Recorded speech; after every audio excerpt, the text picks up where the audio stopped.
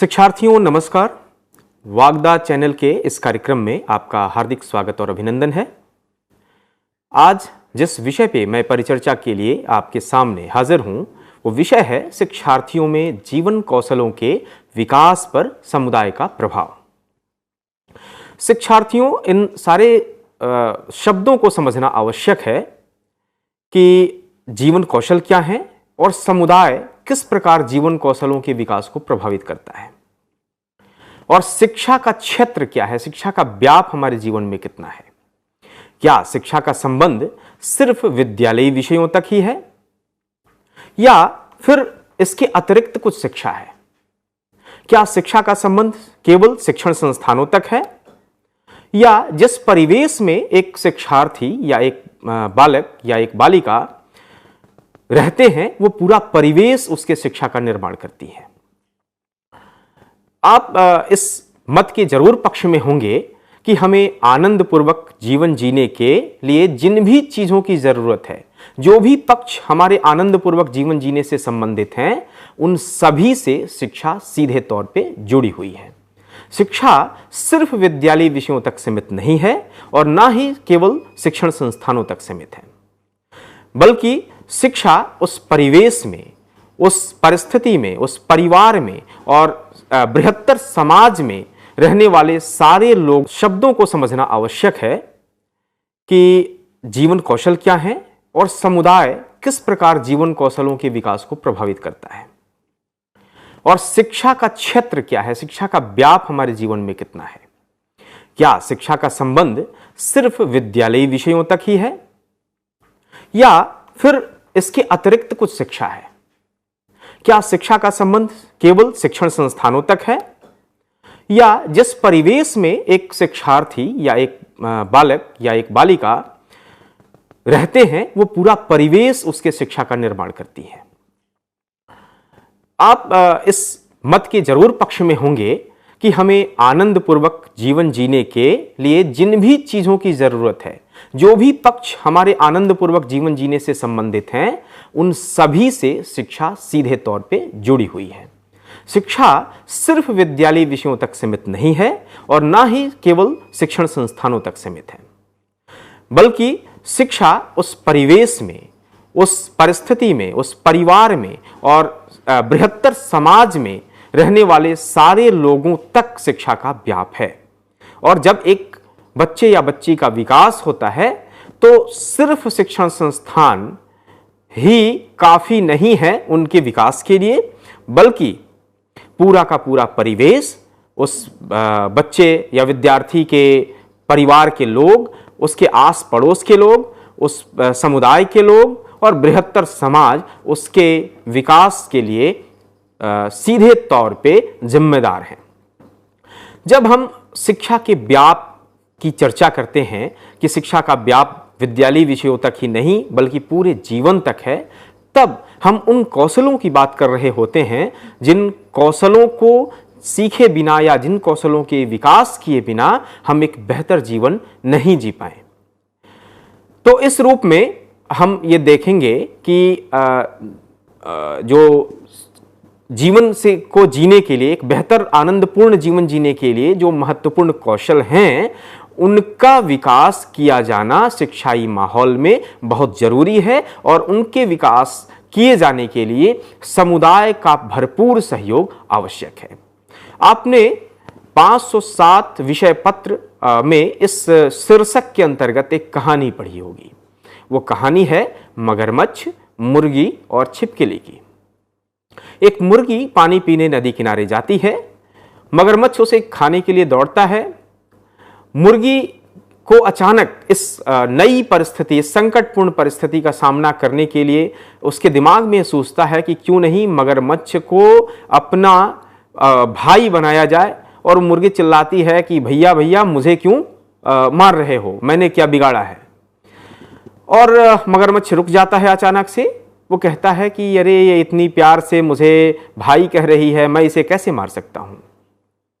अगले दिन भी वही घटना घटती है।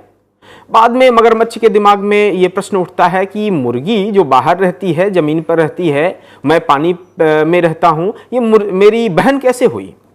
तो ये सवाल छिपकली से कहता है कि तुम बताओ कि कैसे मुर्गी मेरी बहन हुई। छिपकली ने बहुत ही बुद्धिमत्तापूर्ण उत्तर मगरमच्छ को दिया कि चूंकि तुम भी अंडे से निकले हो, मैं भी अंडे से निकली हूं और मुर्गी भी अंडे से निकली है। क्योंकि तीनों अंडे से निकले हैं इसीलिए हम आपस में भाई बहन हैं, हम सीधे तौर पे जुड़े हुए हैं। यह कहानी, ये कोई सत्य कहानी तो नहीं हो सकती, यह कहानी अपने में कई संकेतों को व्याख्यायित करने के लिए गढ़ी गई है। यह कहानी यह बताती है कि अचानक से यदि कोई भीषण समस्या, भीषण परेशानी हमारे सामने आ जाए तो हमारा रटा हुआ ज्ञान काम नहीं आता है, हमारा बुद्धिमत्तापूर्ण व्यवहार, हमारा जीवन कौशल हमारे काम आता है। और वही काम मुर्गी ने किया।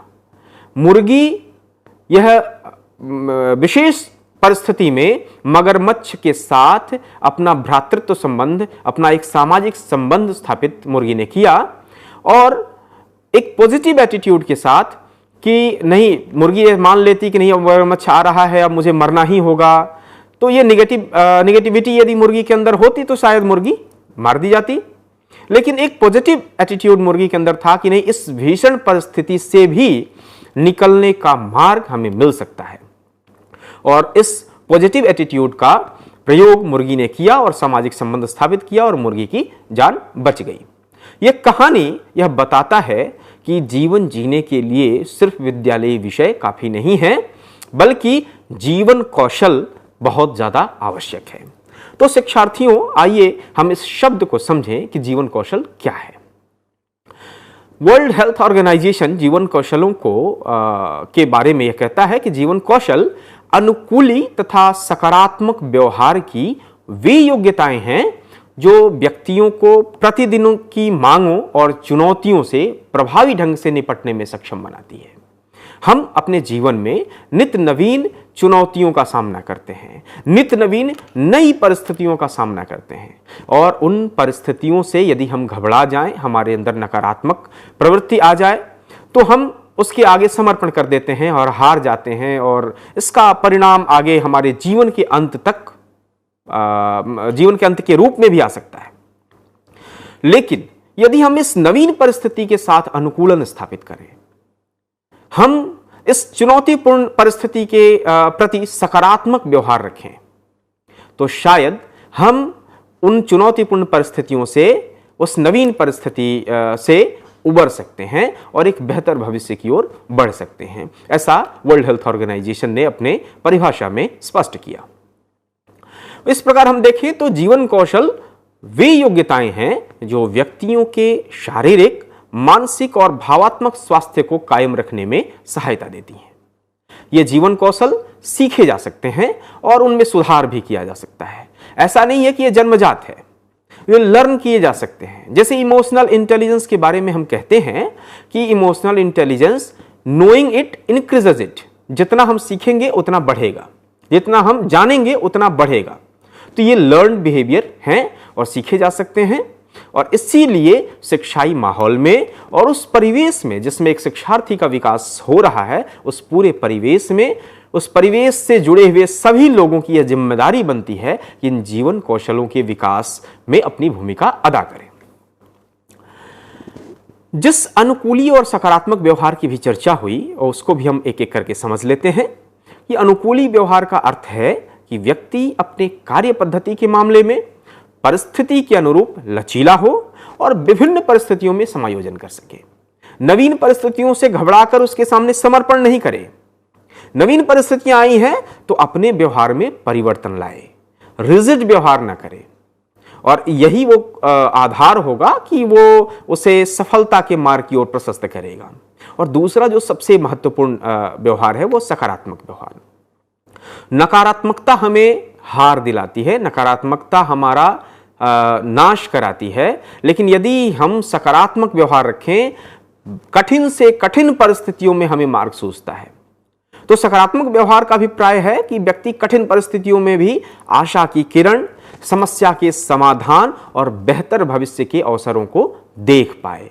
यदि हम ऐसा नहीं कर पाएंगे तो हमारा जीवन, भले ही हम सारे विद्यालयी विषयों को सीख लें, लेकिन हमारा जीवन जीना ही दुभर हो जाएगा। इसीलिए अनुकूली व्यवहार और सकारात्मक व्यवहार ये इस रूप का जो जीवन कौशल है, ये एक शिक्षाई परिवेश में और एक विकास के परिवेश में शिक्षार्थी को सीखना और पूरे परिवेश से जितने लोग जुड़े हुए हैं उन्हें सिखाना आवश्यक है। इस प्रकार हम यह कह सकते हैं कि जीवन कौशल वे योग्यताएं हैं जो विद्यार्थियों को उत्पादक जीवन जीने में सहायता देती हैं। जीवन कौशलों का व्यवहार शिक्षार्थियों को अपनी वैयक्तिक और सामाजिक गुणों जैसे आत्मसम्मान, आत्मबोध, करुणा, अन्य व्यक्तियों के लिए सम्मान का भाव, विश्वास आदि को बढ़ाने में सहायता देती है। शिक्षार्थियों, जीवन कौशलों के कुछ प्रकारों पे भी बात हम कर लें। आपको जो पुस्तिका अवेलेबल कराई गई है 507, उसमें 10 प्रकार के जीवन कौशलों का जिक्र है। WHO ने एक इसमें से जीवन कौशल को 3 हिस्सों में बांटा है और इस रूप में WHO ने 12 जीवन कौशलों का जिक्र किया है। लेकिन समग्र रूप में इन जीवन कौशलों को 3 बड़े हिस्सों में हम बांटते हैं। पहला जो कौशल है वो चिंतन कौशल है। चिंतन कौशल के अंतर्गत सृजनात्मक चिंतन, जिसे समानांतर चिंतन भी WHO की रिपोर्ट में कही गई है, आलोचनात्मक चिंतन, निर्णय निर्धारण, समस्या समाधान, ये 4 प्रकार के कौशल चिंतन कौशल के अंतर्गत आते हैं। दूसरा जो सामाजिक कौशल है, इसके अंतर्गत भी 4 प्रकार के कौशल हैं। आत्म जागरूकता, सेल्फ अवेयरनेस, प्रभावी संप्रेषण, पारस्परिक संबंध और समानुभूति, एम्पैथी, ये प्रमुख सामाजिक कौशल हैं। और 2 प्रकार के जीवन कौशल आपने पढ़े होंगे अपनी पुस्तिका में, एक संवेदनाओं पर नियंत्रण और दूसरा तनाव पर नियंत्रण। इसी संवेदनाओं पर नियंत्रण जीवन कौशल को WHO ने 3 हिस्से में दृढ़ता, धैर्य और लचीलापन के रूप में व्याख्या किया है। ऐसा नहीं है शिक्षार्थियों की यही 10 प्रकार के जीवन कौशल हैं और कोई जीवन कौशल संभव नहीं हो सकते। जीवन कौशल हमारे जीवन जीने के लिए हर एक प्रकार की जो भी जरूरतें, जिस भी स्किल्स की जरूरत है, वो सारे के सारे स्किल्स जीवन कौशलों के सूची में आएगा और ऐसे हजारों प्रकार के कौशल जीवन कौशल बन सकते हैं। यह समझने के लिए कई प्रकार के कौशलों को मिला के एक प्रकार के कौशल हम व्याख्यायित करने के लिए, आसान भाषा में समझाने के लिए WHO ने और आपकी पुस्तिका में प्रस्तुत किया गया है।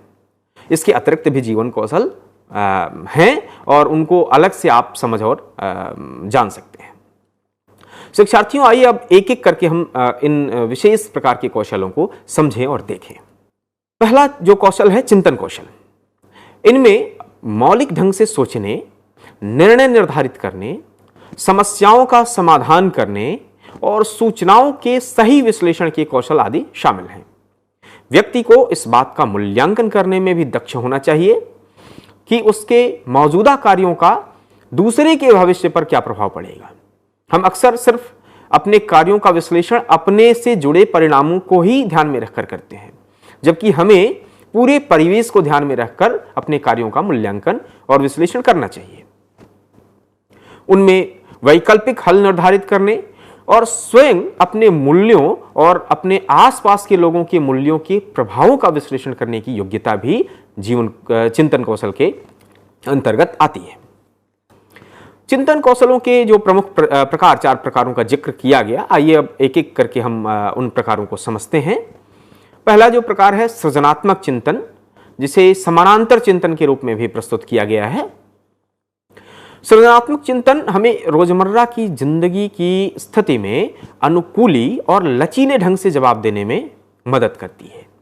यह हमारे प्रत्यक्ष अनुभव से परे उपलब्ध विकल्पों और हमारे कार्यों के विभिन्न परिणामों की खोज करने से संबंधित है। रचनात्मक चिंतन या सृजनात्मक चिंतन या समानांतर चिंतन किसी भी चीज को नए तरीके से करने की योग्यता है, जिसमें प्रवाहता, लचीलापन, मौलिकता और विस्तार होता है।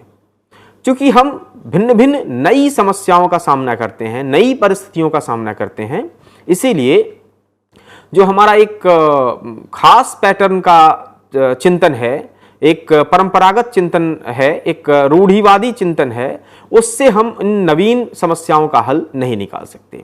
नवीन परिस्थितियों का हल निकालने के लिए हमारे चिंतन में नोवेलिटी होनी चाहिए, नयापन होना चाहिए, जो उस परिस्थिति के में उत्पन्न समस्या के समाधान की ओर हमें ले जाए। इसलिए सृजनात्मक चिंतन चिंतन कौशलों में एक प्रमुख कौशल है। दूसरा जो चिंतन है आलोचनात्मक चिंतन। अक्सर हम जो चिंतन करते हैं, जो जानकारियां हमारे पास आती हैं, उन जानकारियों का बिना विश्लेषण किए पूर्वाग्रह से ग्रसित होकर एक खास प्रकार की विचार से हम उसके बारे में विश्लेषण करते हैं और इसका दुष्परिणाम यह होता है कि हम सही दिशा की ओर बढ़ने की बजाय गलत दिशा की ओर चले जाते हैं। आलोचनात्मक चिंतन की क्षमता हमें जो जानकारियां हमें प्राप्त होती हैं उन जानकारियों का सही विश्लेषण करने की ओर बढ़ाती है और निष्पक्ष रूप से अनुभव करने में सक्षम बनाती है। हमारी सोच और कार्य को प्रभावित करने वाले कारकों का आकलन करती है। इसीलिए क्रिटिकल थिंकिंग चिंतन कौशलों का एक महत्वपूर्ण कौशल है और इसके बिना हम अपने रोजमर्रा की जिंदगी को, अपने जीवन में आने वाली परेशानियों को ठीक ढंग से न समझ पाएंगे और न ही उसके हल की ओर बढ़ पाएंगे। इसलिए आलोचनात्मक चिंतन कौशल अनिवार्य रूप से शिक्षार्थियों के में विकसित होना चाहिए और पूरे परिवेश में जुड़े हुए लोगों को इसमें सहायता करनी चाहिए। जो अगला चिंतन कौशल है वो निर्णय निर्धारण है। हम अक्सर विभिन्न परिस्थितियों में निर्णय तक नहीं पहुंच पाते या निर्णय लेने में इतनी देरी कर देते हैं कि उस परिस्थिति में हम समस्या समाधान कर ही नहीं पाते, बहुत देर हो जाती है। इसीलिए यह कौशल विकसित किया जाना बहुत ही जरूरी है कि हम सही समय में, कम समय में सटीक निर्णय की ओर बढ़ सके। निर्णय निर्धारण की कुशलता हमारे जीवन के निर्णयों में हमारी रचनात्मकता से भी संबंधित है। हम जब कंस्ट्रक्टिव होंगे, हम जब क्रिटिकल होंगे, तभी हम एक सही निर्णय की ओर बढ़ पाएंगे। जो अगला चिंतन कौशल है वो समस्या समाधान कौशल है। हमारे सामने कई प्रकार की नित्य नवीन समस्याएं आती हैं और अक्सर जब हमसे उस समस्या का समाधान नहीं हो पाता है तो हम हार के समस्या के सामने समर्पण कर देते हैं। जबकि हम यदि क्रिटिकली, हम यदि अपनी क्षमताओं का उपयोग करके हम सृजनात्मक ढंग से उस पूरी समस्या को समझें और उसके समाधान की ओर बढ़ें, हम पॉजिटिव एटीट्यूड रखें और हम अनुकूलन का कार्य करें, अनुकूली व्यवहार प्रदर्शित करें, तो शायद हम उस समस्या के समाधान की दिशा में बढ़ सकते हैं। समस्या समाधान कौशल न केवल हमारी समस्या को नियंत्रित करने के लिए हमें सशक्त बनाता है, बल्कि उन्हें अवसरों में बदल सकता है। यह निर्णय लेने, भावनाओं और तनाव पर नियंत्रण रखने में सहायक सिद्ध होता है। तो ये 4 कौशल चिंतन कौशल के रूप में मैंने आपके सामने रखा, जो आपकी पुस्तिका में व्याख्यायित है। अगला जो कौशलों का प्रकार है वो है सामाजिक कौशल, और इसमें शाब्दिक और अशाब्दिक संवाद करने, सक्रिय रूप से सुनने और भावनाएं व्यक्त करने और पृष्ठपोषण देने की योग्यता शामिल है। समाज में जीने के लिए जिन जिन कौशलों की आवश्यकता है वो सारे कौशल जो हमारे परस्पर संबंधों को विकसित करते हैं, संबंधों को बेहतर करते हैं, एक दूसरे से जोड़ते हैं लोगों को, वो सारे कौशल सामाजिक कौशल के दायरे में आते हैं। इसमें बातचीत करने, इनकार करने, ये बहुत बड़ी बात है। हम विभिन्न परिस्थितियों में जो गलत चीज़ें हैं उन्हें रोकने के लिए या खुद हम गलत काम न करें इसके लिए मना भी नहीं कर पाते। तो मना करना सीखना बहुत ज़्यादा ज़रूरी है। तो ये भी एक सामाजिक कौशल में आता है। अच्छा, मना हम करते हैं तो इस ढंग से करते हैं कि हमारे संबंध खराब हो जाए। तो एक ठीक ढंग से इस प्रकार से मना करने का कौशल सीखना कि हमारे संबंध भी प्रभावित ना हो और हम उस गलत कार्य से भी बच जाएं, ये भी सीखना आवश्यक है। और अपनी बात को बलपूर्वक कहने का कौशल भी सामाजिक कौशल में आता है। और ये जब हम सीखते हैं तो टकराव और संघर्ष की स्थिति कम होती है, उसके संभालने की योग्यता हम अपने अंदर विकसित कर पाते हैं। समानुभूति एक महत्वपूर्ण सामाजिक कौशल है। समानुभूति दूसरों के मनोभावों, वो मनोदशा को उसी रूप में अनुभव करने की योग्यता है जिस रूप में उस विशेष मनोदशा वाला व्यक्ति स्वयं अनुभव करता है। इस प्रकार यह एक अत्यंत महत्वपूर्ण वैयक्तिक, अंतर्वैयक्तिक कौशल है। समानुभूति सिंपैथी से बहुत आगे की चीज है। समानुभूति वही दर्द, वही कष्ट हमें अनुभव करने के लिए बाध्य करती है जिस दर्द व कष्ट को सामने वाला व्यक्ति महसूस करता है। जब तक समानुभूति का विकास हम अपने अंदर नहीं करेंगे, समाज के लोगों की मूल समस्याओं को सटीक रूप से, ठीक ढंग से नहीं समझ पाएंगे।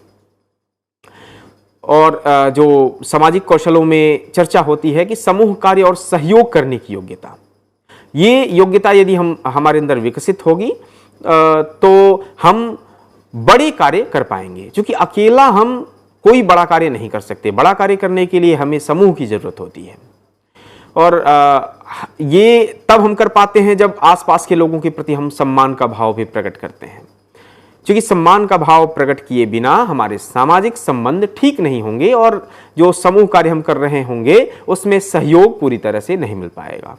तो ये भिन्न प्रकार के सामाजिक कौशल हैं जिनको 4 प्रकारों में समाहित किया गया है, जिसकी चर्चा मैंने पूर्व में की। अब आइए एक एक प्रकार को हम लोग ध्यान से देखें। पहला जो सामाजिक कौशल है, आत्म जागरूकता। हम अक्सर अपने स्ट्रेंथ, अपने वीकनेसेस, अपने वैल्यूज, अपने दृष्टिकोणों, अपने मूल चरित्र, अपनी जरूरतों, अपनी इच्छाओं, आकांक्षाओं, अपनी भावनाओं को समझ ही नहीं पाते, क्योंकि हम अपने आप को बहुत कम समय देते हैं। हम अपने को समझने के लिए समय ही नहीं देते जीवन की भागदौड़ में। और जब हम अपने शक्तियों, कमजोरियों, मूल्यों, दृष्टिकोणों, चरित्रों आदि को समझ नहीं पाएंगे, जब हम अपने आप को ही नहीं समझ पाएंगे, तो विभिन्न परिस्थितियों में हम सही निर्णय, सटीक निर्णय की ओर बढ़ ही नहीं पाएंगे। इसलिए आत्म जागरूकता अत्यंत आवश्यक सामाजिक कौशल है। दूसरा जो सामाजिक कौशल है, प्रभावी संप्रेषण। हम अपनी बात सही, सटीक रूप से सामने वाले को प्रस्तुत कर पाएं, उसे समझा पाएं, यह बहुत जरूरी होता है सामाजिक संबंधों के निर्वहन में। तो प्रभावी संप्रेषण शाब्दिक और अशाब्दिक रूप से अपने विचारों, भावनाओं को सामाजिक सांस्कृतिक रूप से स्वीकृत तरीके से अभिव्यक्त करने की योग्यता है। ऐसा भी नहीं है कि हम उस तरीके का प्रयोग करें जिस तरीके को समाज में स्वीकृति ही नहीं मिली।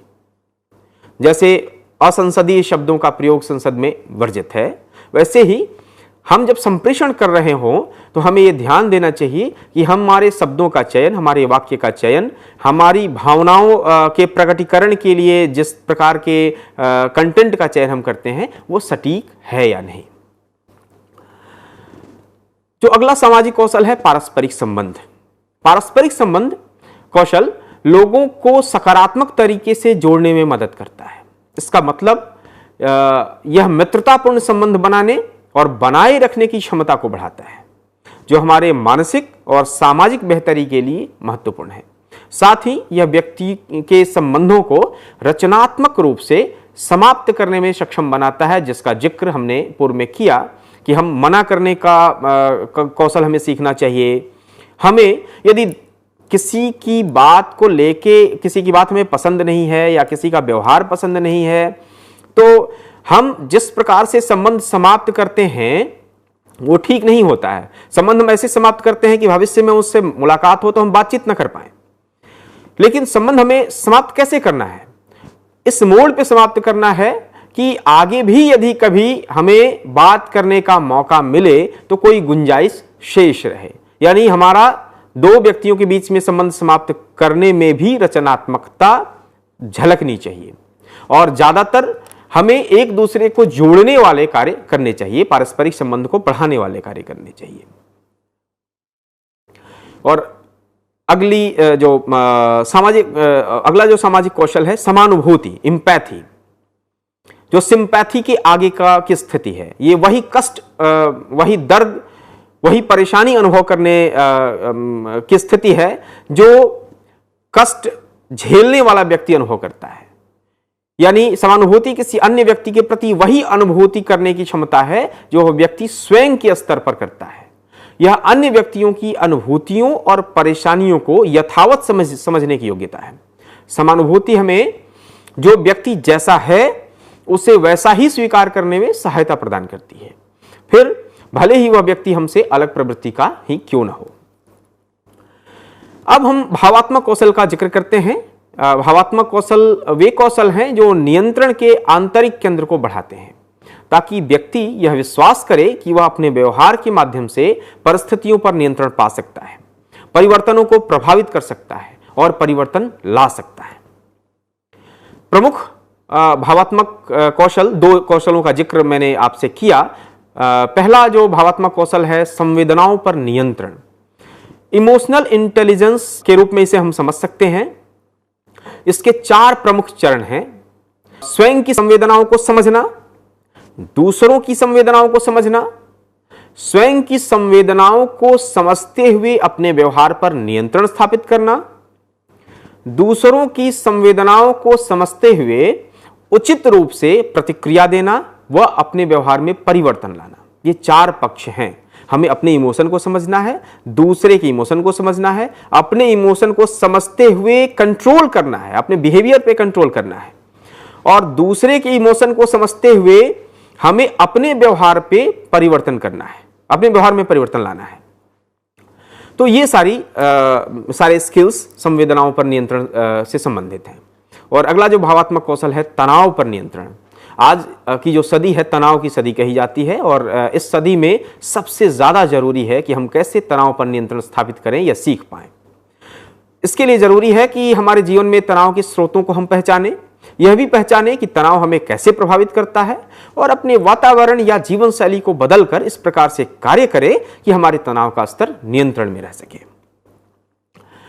अब शिक्षार्थियों, हम बात करते हैं कि शिक्षार्थियों के जीवन कौशलों में, कौशलों के विकास में समुदाय किस प्रकार से अपनी भूमिका निभाता है या समुदाय किस प्रकार प्रभाव डालता है। समुदाय विद्यालयों के साथ मिलकर शिक्षार्थियों में मूल्यों और मानव जीवन की मूलभूत जरूरतों के बारे में जागरूक बनाने के लिए विभिन्न आनंदपूर्ण गतिविधियों को व्यवस्थित करने में योगदान दे सकता है। शिक्षार्थियों में जीवन कौशलों व मूल्यों का विकास करने में शिक्षण संस्थानों से अधिक प्रभावी भूमिका समुदाय निभाता है, क्योंकि एक शिक्षार्थी समुदाय के बीच ज्यादा समय बिताता है। शिक्षण संस्थान में तो कम कुछ घंटे बिताता है, लेकिन पूरा का पूरा जीवन उसका समुदाय में बीतता है। इसलिए समुदाय की भूमिका बड़ी है। समुदाय और विद्यालय में यदि उचित तालमेल हो तो हम ये निर्धारित कर सकते हैं कि पाठ्यचर्या में जीवन कौशलों से संबंधित सामग्रियां हैं या नहीं, या संतोषजनक हैं या नहीं, और जो जीवन कौशलों का व्यवहारिक पक्ष है वो उसका समावेश पाठ्यचर्या में हुआ है या नहीं। जीवन कौशल की जो शिक्षा है मूल रूप से औपचारिक के साथ साथ अनौपचारिक शिक्षा के अभिकरणों से प्राप्त की जाती है। यदि परिवार एवं समुदाय कर्तव्यनिष्ठ एवं उत्तरदायित्वों का निर्वहन करने वाले हैं तो शिक्षार्थियों में भी इन जीवन मूल्यों का विकास होता है। विद्यालयों की अपनी सीमाएं हैं, शिक्षण संस्थानों की सीमाएं हैं। यह शिक्षार्थी के साथ प्रत्येक स्थान पर नहीं हो सकता, लेकिन समाज और समुदाय शिक्षार्थी के साथ प्रत्येक स्थान पर है, इसलिए इसकी भूमिका विशिष्ट है। यदि परिवार एवं समुदाय सशक्त है, सचेत है, तो शिक्षार्थियों में गलत प्रवृत्तियां नहीं पनप सकती हैं। दूसरों के लिए सम्मान का भाव, तनाव एवं संघर्ष का सामना कर सकने की योग्यता, परिस्थितियों के अनुरूप स्वयं को ढाल सकने की योग्यता, साथ रहने का कौशल, लर्निंग टू लिव टुगेदर जिसका जिक्र किया गया है, दूसरे के अस्तित्व के लिए स्वीकृति का भाव, को एग्जिस्टेंस, और इसके भी आगे को लिविंग का भाव, और पर्यावरण संरक्षण संबंधी कौशल, परिवार एवं समाज के प्रति उत्तरदायित्वों के निर्वहन का कौशल, व्यक्तित्व के अपेक्षित गुणों के विकास का कौशल आदि के विकास में समुदाय ज्यादा अहम भूमिका निभा सकता है स्कूल से ज्यादा या शिक्षण संस्थाओं से ज्यादा। यदि समुदाय के सदस्यों में यह गुण है तो शिक्षार्थियों में स्वाभाविक रूप से ये कौशल विकसित हो जाते हैं। शिक्षार्थियों, अपने ध्यानपूर्वक सुना, इसके लिए बहुत बहुत धन्यवाद।